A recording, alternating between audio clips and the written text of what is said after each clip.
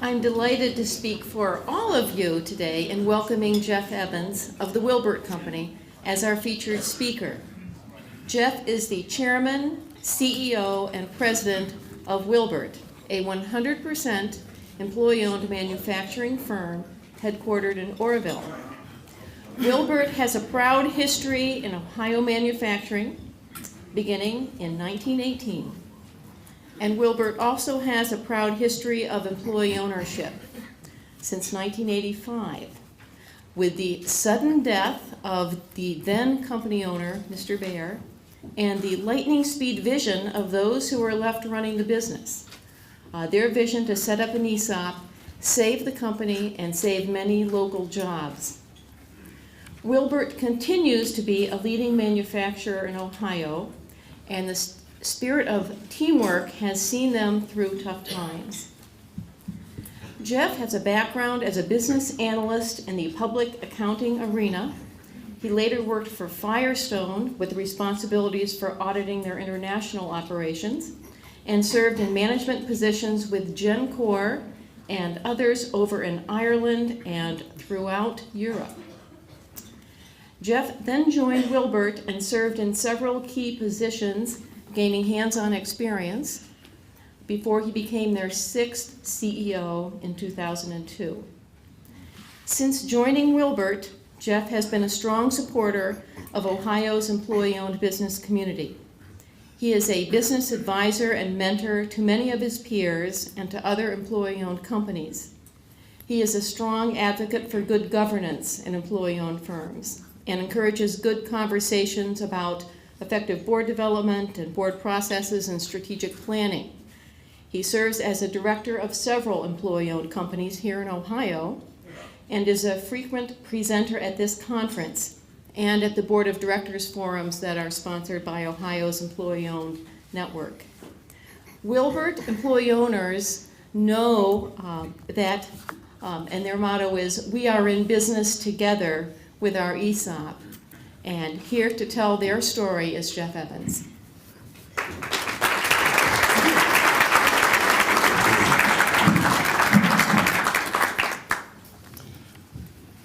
On behalf of the employee owners at the Will-Burt Company, thank you, Karen, for that glowing introduction. Everyone talks about it. When is it coming?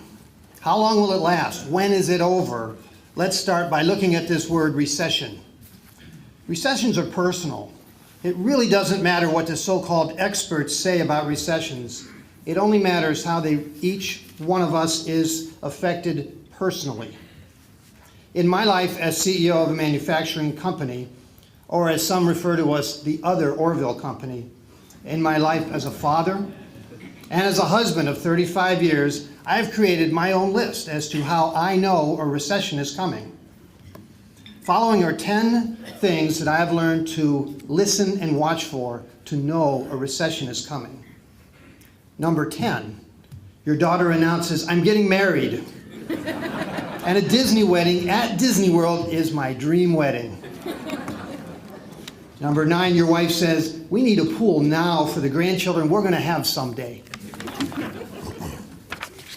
Number 8, the U.S. government tells us that the last recession is over.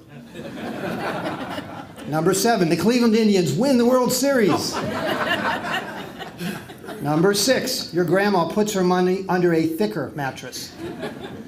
Number 5, Charlie Sheen stops talking. Number 4, experts tell you that the old rules just don't apply anymore. This is the new economy. Number 3, our Cleveland Browns win a Super Bowl. Number 2, your Akron, Ohio cab driver is flipping condos in Florida. And number 1, the sun continues to rise every morning. And that the sun continues to rise every morning is my point. There is always another recession coming. And there is always another boom time coming.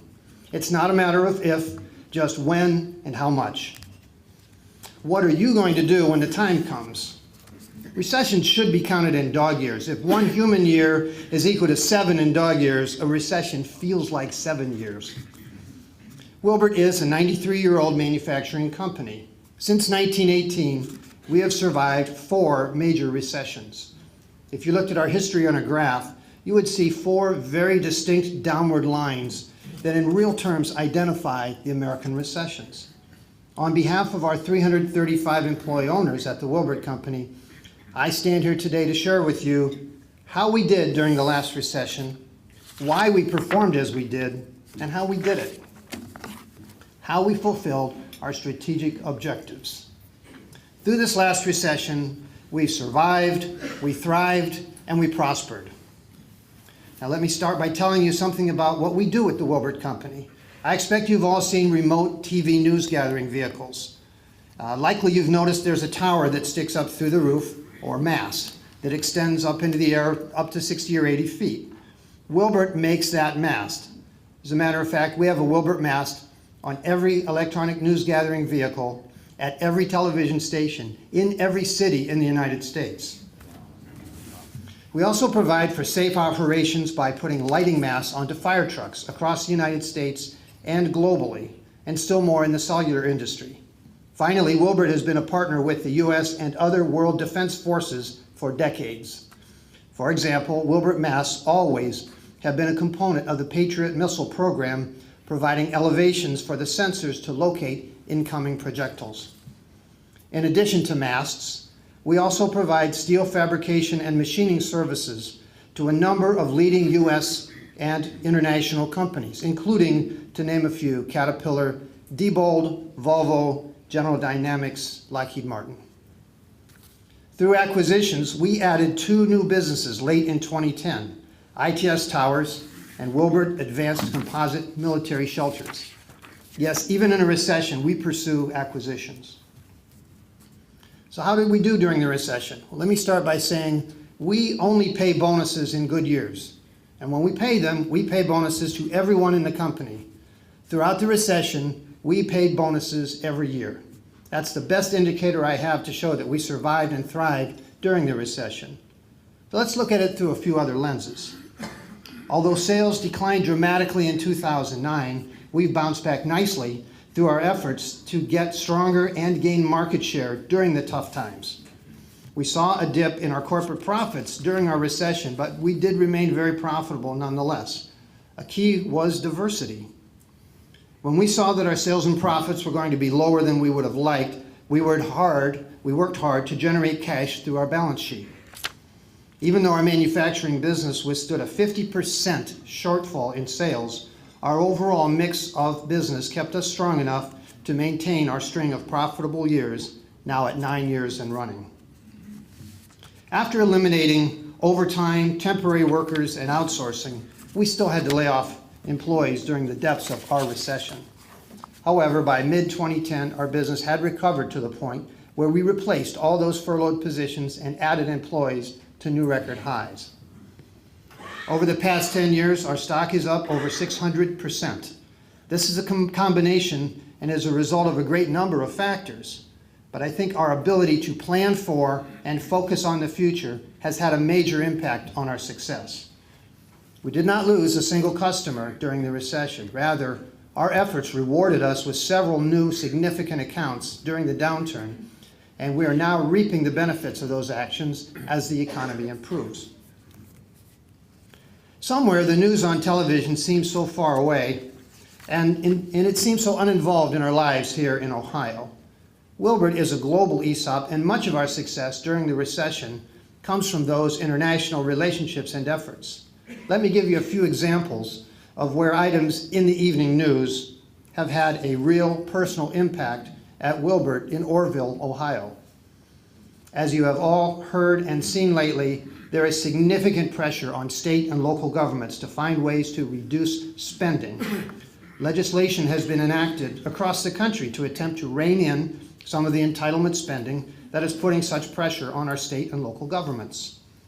While these actions will certainly help the country in the longer term, the current budget crisis results in fewer purchases of fire trucks and rescue vehicles, along with less spending on local homeland defense and command centers. As a result of these budget pressures, there have been Will-Burt employees laid off in 2009. However, as a global company, and much of the distress from local fire and rescue sales declines has been made up by other industries and, importantly, global sales. Let's look at the earthquake in Haiti in 2010. Our ITS towers helped to rebuild from scratch that entire nation's system of telephone communications. Then there's Afghanistan's. Will-Burt masts were deployed in the field during the recession to help our troops avoid IEDs, or improvised explosive devices. In Israel, our U.S. ally in the Middle East, their army, the Israeli Defense Forces, is a major customer of the Will-Burt Company. Post-Katrina, New Orleans also benefited from temporary cellular systems and mobile command centers made possible by Will-Burt masts. So why were we successful in the recession, and what were the strategies? During the 2001 recession, Deborah Malta, our Senior Vice President of Human Resources, and I had to deal with a significant problem. We had to lay off almost half of our 400 employee owners. At that time, we would never let this happen again. We decided we will never let this happen again. No, not like Scarlett O'Hara in Gone with the Wind, but with some rational thought. So we created a 4-part plan to reduce this problem and not have to have these mass layoffs again. And the plan succeeded. First, when we see our business picking up, we add overtime to get the work done. Second step, if that's not enough, we add more capacity through adding temporary workers. Third, if we still need more capacity, we will outsource some of the work. Fourth, and finally, and only then, when we're convinced that the demand is long-term, we progress to full-time hires. Through these actions, Will-Burt was prepared to withstand a 35% reduction in our sales revenue during the recession. Unfortunately, as I told you, we lost 50% of our revenue in one of our businesses, and we were forced to make the reductions in force that I've already told you about. Another significant goal we undertook in 2001 was to make Will-Burt a place where people want to work. When we hire, we're inviting people into our Will-Burt family, and we're very picky about who we let into that club. Once in the Will-Burt family, we treat our employees the best way we can so they stay with us for the long haul. The benefits of this strategy include less retraining, less hiring costs, lower risk through keeping our good, well-trained workers, and reduced pressure from the repurchase obligation. You might be wondering, what steps do we take to make sure that our employees want to make their career and stay with Will-Burt? How do we make it a place where people want to work? Well, first, we establish a culture that treats everyone with respect. We value our employees' minds, hearts, and attitudes, not just their backs. Then we provide them with excellent benefits and compensation, including a competitive base pay, a very generous bonus program for all employees, a matching 401k plan along with our ESOP, and an excellent medical benefits plan, which includes a $5 copay. In 2003, I attended a Caterpillar supplier meeting. Caterpillar is a $50+ billion well-run company, and they shared with us their 7 strategic keys for future success. I can't remember them all. I can only remember 2, but they really stuck in my mind. And the second one was trough management. Caterpillar is well aware that recessions are an inevitable fact of life, and they discussed how they had survived 7 of them so far in their history. The key, according to their CEO and management team, was to understand this inevitability and plan for it. Over the past decade, Will-Burt has made great strides in international business. In 2004, we were named Ohio's Exporter of the Year. We were clearly not the largest exporter in the state, rather quite small by comparison. We were recognized among the other companies in Ohio for our persistence and our determination to become more international as a company. Being in various markets and economies around the world plays a hand in helping us to prosper and thrive during this recent recession. We use new products and enhanced distribution to become number 1 in our industry, worldwide. That's very important because if you're number 1 in your industry, it's a lot easier to survive a recession. We're cash conservative. If you want to be ready for a recession, you gotta have cash. Cash is king. You also have to make sure that you have your cost pass-throughs built into your contracts before a recession if you want to survive that recession. So how did we do it? We have good people. They just don't leave. As I told you, our strategy is to make Will-Burt a place where people want to work. And for a number of years, we have maintained a 95% plus employee retention rate. Then we kept vigilant and acted quickly as we saw the recession coming on overtime, on temporaries, on outsourcing, on personnel realignments, and finally layoffs. We were very aggressive in product development and acquisition efforts during the recession, along with hiring new employees in sales and marketing. A well-known, though hard to follow, management adage is that you grow market share in downtimes, not during the boom, as we did through the 2 business acquisitions that we made. Last week on CNBC, I heard Craig Barrett, former CEO of Intel, make the following statement.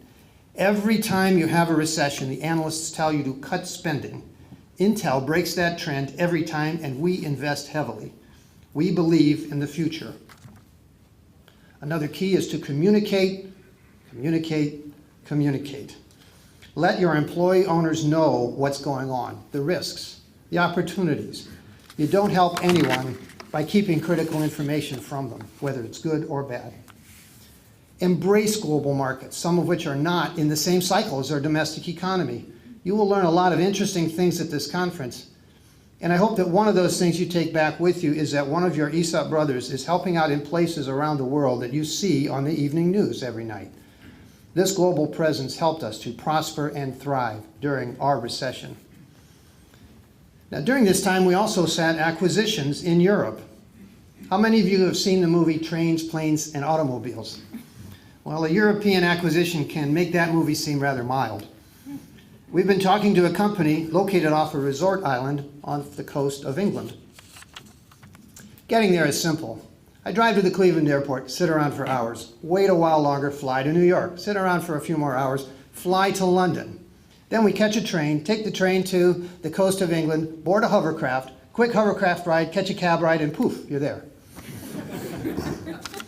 Of course, the true work of international acquisition begins once you get there. We're also finding similar issues as we attempt to acquire a company in Germany. Although there is no hovercraft involved, we do find that most people do not speak very good English, while my German is only passable. Accounting statements have to be double translated, once from German to English, and again from their accounting standards to ours. And I can tell you they are quite different. I mentioned to you that the 2 acquisitions we made last fall, but I didn't tell you that one of them was in Fairbanks, Alaska. Some things we hadn't realized. First, it's dark all but a couple hours of the day. If a cold front misses Fairbanks, then it warms up to -10. And finally, there's the issue of freight. After we bought the company, we shipped the assets to Orville. Simply, each load was trucked to Anchorage, where it was moved to a barge, where it was taken down the water to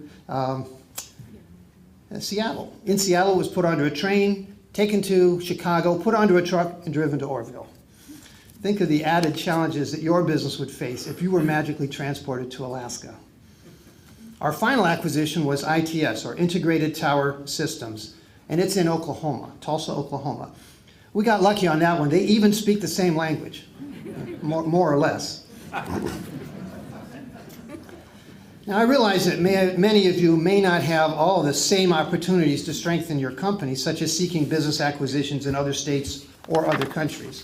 But we all have certain advantages and competitive strengths, and we all have opportunities in front of us.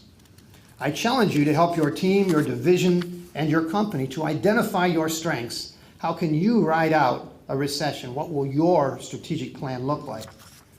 Remember, we created our backup plan in 2001. Create your plan when you're not in a recession. So let's summarize. The reason I was asked to speak is because Will-Burt has been able to prosper and thrive during the recession. We've talked about some of the key factors for this success. Build a terrific workforce of employee owners who take a strong interest in protecting their company. Be observant for signs that your economy is slowing. And when you see the first signs, have the fortitude to act quickly and decisively. Stick to the plan and act. For Will-Burt, it worked out quite well. What we learned, and what I'd like each of you to take back with you, is to establish plans well in advance of when they're needed for both boom times and for recessions. At the end of the day, I want you to remember that strategy matters. Develop a strategy ahead of time, be vigilant for tea leaves of change, and have the courage to act on the plan, and good things will follow. Without strategy, you cannot act. You can only react. When I began my remarks, I gave you 10 ways that you could tell a recession is coming. And my 10th way, I started off with saying, your daughter telling you, I'm getting married. Well, my daughters are now married. And yes, one was with Mickey Mouse and Minnie Mouse at Disney World. I'm not sure you're ever prepared for that to happen, but somehow we got through it, even amidst our recession. Dads out there, you know that telling your daughter is not an answer to say no to her. It's not an option, not even for a CEO. Mother Teresa, not known for her writings of being a business guru, included some very sound business advice in her writings. What you spend years building, someone could destroy overnight. Build anyway. The good you do today, people will often forget tomorrow. Do good anyway. In our experience at the Will-Burt Company, I would add, what you build today, the next recession could threaten. Build anyway. Thank you for giving me the honor of addressing you at this signature conference.